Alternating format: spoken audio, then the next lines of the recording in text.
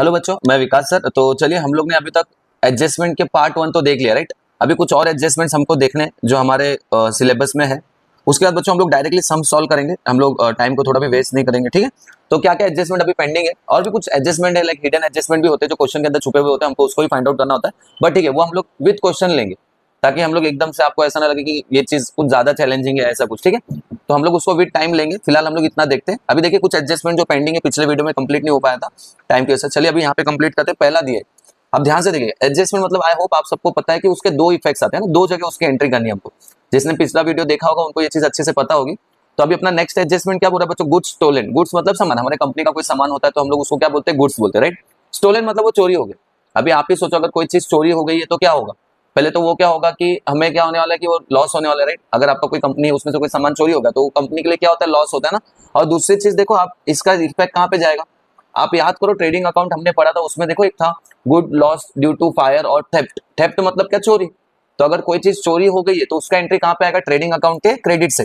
जिन्होंने नहीं देखा है इसके पहले के वीडियोस, उनके लिए थोड़ा सा डिफिकल्ट हो सकता है समझना ये।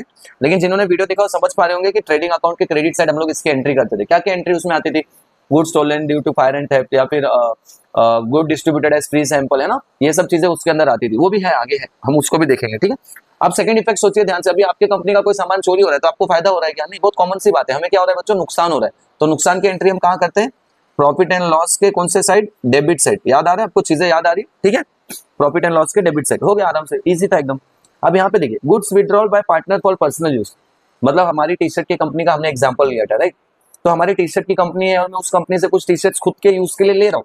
तो मैंने बताया था ना, हम इसको क्या बोलते हैं? हम लोग एक वर्ड बोलते हैं जिसको हम क्या बोलते हैं बच्चों? ड्रॉइंग। हम क्या कर रहे हैं बच्चों? ड्रॉइंग। अब ड्रॉइंग की एंट्री कहाँ होगी? ड्रॉइंग पार्टनर से रिलेटेड है, तो ड्रॉइंग की एंट्री भी कहाँ होगी? पार्टनर्स कैपिटल में होगी, राइट। और कौन से साइड होगी? इसका भी ट्रिक हमने पढ़ा था, राइट। क्या ट्रिक है इसका? D for debit, D for drawing. तो इसकी एंट्री कहाँ पे आएगी बच्चों? पहली एंट्री कहाँ पे आएगी? पार्टनर्स कैपिटल अकाउंट के डेबिट साइड, है ना। D for debit, D for drawing. आप चाहिए तो इसको ब्रैकेट में लिख लो। ये चीज जो है इसको हम क्या बोलते हैं बच्चों? ड्रॉइंग बोलते हैं, है ना। अच्छा, अब सेकंड एंट्री सोचना आपको। सेकंड फिर से आप याद करो, ट्रेडिंग अकाउंट के क्रेडिट साइड क्या क्या था? ये पॉइंट भी था ना उसमें, good withdrawal bye partner for personal use. तो इसका सेकंड एंट्री हम लोग कहाँ पे करेंगे बच्चों? ट्रेडिंग अकाउंट के क्रेडिट साइड। वेरी गुड, कहाँ पे करेंगे? ट्रेडिंग अकाउंट के क्रेडिट साइड। समझ में आ रहा है? आप इसको पहले के वीडियोस भी देखिए, अगर आपने नहीं देखा तो ये और इजी हो जाएगा आपके लिए। अब देखिए क्या दिया, good distributed as free sample. सब ट्रेडिंग अकाउंट से रिलेटेड ही आ रहा है फिलहाल, है ना। Good distributed as free sample आपने कहाँ पे देखा था? इसको भी हमने देखा था ट्रेडिंग अकाउंट के क्रेडिट साइड। अच्छा, कुछ बच्चे हमको लाइव लेक्चर्स, जब हम लोग क्लास में लेक्चर्स पढ़ाते तो हमको पूछते सर अगर मैंने इसको ऊपर नीचे लिखा तो कोई फर्क पड़ेगा? बच्चों कोई फर्क पड़ेगा नहीं, हमको ये एग्जाम में आता ही नहीं। हम लोग ये क्यों पढ़ रहे? फिर अगर हम ये नहीं पढ़ेंगे तो हम क्वेश्चंस को, प्रैक्टिकल क्वेश्चंस को सॉल्व नहीं कर पाएंगे। इसीलिए इसको पढ़ना जरूरी। लेकिन ये आपके एग्जाम में नहीं आता, आपको ऐसा कुछ क्वेश्चन नहीं आता कि आप एडजस्टमेंट के दोनों इफेक्ट्स लिख के दिखाओ। तो इसको ऊपर नीचे लिखने से कोई भी प्रॉब्लम होगा नहीं। अब नेक्स्ट देखो बच्चों, good distributed as free sample. कोई भी कंपनी अपने सामान को फ्री में क्यों देती है? क्यों देती है? एडवर्टाइजमेंट करने के लिए। याद आ रहा है? हमने प्रॉफिट एंड लॉस अकाउंट के डेबिट साइड पढ़ा था, A B C D. A advertisement, bad डेब्ट, है ना। फिर सी से क्या था? Commission received, commission allowed. D से क्या था? Discount allowed. और फिर ए से क्या था? Audit fees. मतलब अगर किसी चीज को आप फ्री में दे रहे हो, मतलब आप क्या कर रहे हो बच्चों? अपनी कंपनी का एडवर्टाइज कर रहे हो। और लेकिन हम किसी चीज को फ्री में देंगे तो हमें क्या होगा? लॉस होगा ना। तो लॉस की एंट्री हम कहाँ पे करते हैं? प्रॉफिट एंड लॉस अकाउंट के debit side, correct. Profit and loss account के डेबिट साइड। अब इसको हम लोग क्या करेंगे बच्चों? इसको हम ऐड करेंगे। इसका मतलब ही क्या होता है? एडवर्टाइजमेंट, ठीक है। समझ में आ रहा है? गेटिंग इजी एकदम। आपको थोड़ा सा डाउट हो तो आप इसको स्पीड आगे पीछे, स्लो फास्ट करके बार बार देखेंगे तो आपको और भी अच्छे से समझेगा, ठीक है। चलिए अब देखिए नेक्स्ट क्या दिया? Unrecorded purchase. हमने कोई चीज ऑलरेडी परचेस किया हुआ था, लेकिन बाय चांस उसके एंट्री मिस हो गई। हो सकता है कोई रीजन हो, ह्यूमन एरर है, हो जाता है अक्सर, हम इंसान है ना। मशीन से गलती हो जाती तो इंसान से भी होगी। तो हम लोग कोई चीज का एंट्री करना भूल गए, कोई परचेस का हमने एंट्री करना भूल गए। तो जैसे ही आपको मालूम पड़ेगा, सबसे पहले आप क्या करोगे? उसको परचेस में एंट्री करोगे ना। तो सबसे पहले चीज हम इसको क्या करेंगे? ऐड इन परचेस, बरोबर है। हम इसको क्या करेंगे? ऐड इन परचेस, राइट। अच्छा, अभी परचेस आपको मिलेगा कहां? जरा सोचो, फटाफट सोचो, आपको परचेस कहां मिलेगा बच्चों? याद करो, वेरी गुड। कहां पे मिलेगा? ट्रेडिंग अकाउंट के डेबिट साइड, करेक्ट है। उसी तरह बच्चों देखो, यहाँ पे अनरिकॉर्डेड सेल्स है। आपने कोई चीज का सेल किया था, जैसे होता ना कि अभी समझो हमारा मेडिकल है और वहां पे एक साथ बहुत सारे कस्टमर आ गए, तो हम लोग बाय चांस हो सकता है कोई चीज सेल किया और उसका एंट्री करना भूल गए। लेकिन जब शाम को हम हिसाब किताब करेंगे, पैसों का कैलकुलेशन करेंगे, तो हमें याद आएगा भाई इसमें तो 500-600 रुपए ज्यादा है। मतलब हमने कोई चीज बेची थी, उसकी एंट्री करना रह गया। तो आप फटक से क्या करोगे? उसकी एंट्री सेल में करोगे। तो इसको भी हम सबसे पहले क्या करेंगे? Add in sales. अब याद करो, सेल्स कहां पे था बच्चों? ट्रेडिंग अकाउंट के, वेरी गुड, क्रेडिट साइड, समझ में आ रहा है। अब सवाल ये उठता है कि इसका दूसरा इफेक्ट क्या होगा, दूसरा इफेक्ट। तो देखो बच्चों बहुत सिंपल है, आपने कोई चीज परचेस की थी बराबर, तो उसका पैसा देना, आपने परचेस किया तो आप उसकी एंट्री भूल गए, तो उसका पैसा भी नहीं दिया, मतलब आपने, करेक्ट है, आपने क्या किया, उसका पैसा भी नहीं दिया, तो वो पैसा भी आपको देना पड़ेगा, मतलब वो पैसे देने वाले हिसाब में भी उसकी एंट्री करनी पड़ेगी। और जिसको हम पैसा देते हैं उसको हम क्या बोलते हैं बच्चों, वेरी गुड, सोचो, एक जन से हम पैसा लेते और एक जन को हम पैसा देते, बराबर है, तो जिसको हम पैसा देते, जिसको हमें पैसा देना, उसको हम क्या बोलते हैं, करेक्ट, क्रेडिटर्स बोलते हैं, क्या बोलते हैं, क्रेडिटर्स। और जो हमें पैसा देगा उसको हम क्या बोलते हैं बच्चों, debtors, D for debtors, D for देने वाला। तो अब इसको हमें पैसा देना है क्योंकि हमने परचेस किया, तो इसकी एंट्री आप क्या करोगे बच्चों, इसको हम करेंगे ऐड इन क्रेडिटर्स। हम इसको कहां पे ऐड करेंगे बच्चों, ऐड इन क्रेडिटर्स। और हमको पैसा देना है तो ये आपको कहां पे मिलेगा, बैलेंस शीट के लायबिलिटी साइड, समझ में आ रहा है, क्योंकि हमें पैसा देना है। लेकिन इस केस में उल्टा है, यहाँ पे हमें पैसा मिलेगा तो इसकी एंट्री कहाँ आएगी, बोलिए बोलिए, लायबिलिटी के एसेट है, सिंपल है ना बच्चों, हमें पैसा मिलेगा तो हमारे लिए क्या एसेट है, तो हम इसको किस में ऐड करेंगे, जो हमें पैसा देने वाला है, देने वाला, डी फॉर देने वाला, और डी फॉर डेप्टर्स, तो हम इसको कहां पे ऐड करेंगे, ऐड इन डेप्टर्स, हम इसको डेप्टर्स में ऐड करेंगे, बराबर है। और ये आपको कहां मिलेगा, बैलेंस शीट के एसेट साइड, समझ में आया बच्चों, सिंपल है एकदम, ठीक है। बार बार लिख के प्रैक्टिस करिए, आप इसको लिख के बिना देखे प्रैक्टिस करेंगे आपके लिए और इजी हो जाएगा, राइट।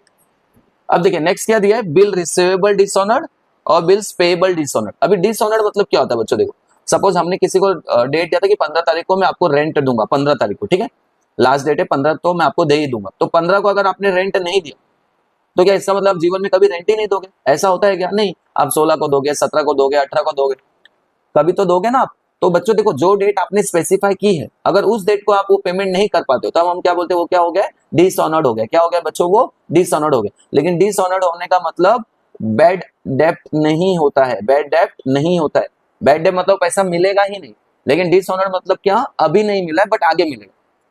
तो हमारा कोई तो बिल था वो आने वाला था, आया नहीं, तो सबसे पहले हम क्या करेंगे, उसको लेस करेंगे, क्या करेंगे बच्चों, लेस करेंगे, किसमें से, समझो मुझे 20 लाख रुपए का अमाउंट आने वाला था, 20 लाख का, और कहीं से 2 लाख का नहीं आया, तो 2 लाख को लेस करके कितना आया मेरे पास, 18 लाख आया ना।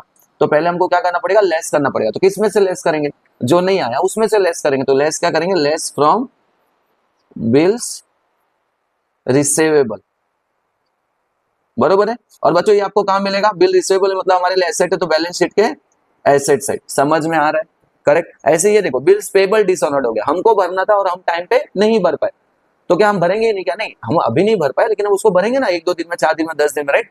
तो इसको भी हमें क्या करना पड़ेगा, लेस करना पड़ेगा, जो हमने बिल भरा है उसमें से जो नहीं भर पाया उसको क्या करना पड़ेगा, लेस करना पड़ेगा। तो लेस किस में से करेंगे, फ्रॉम बिल्स पेबल, राइट।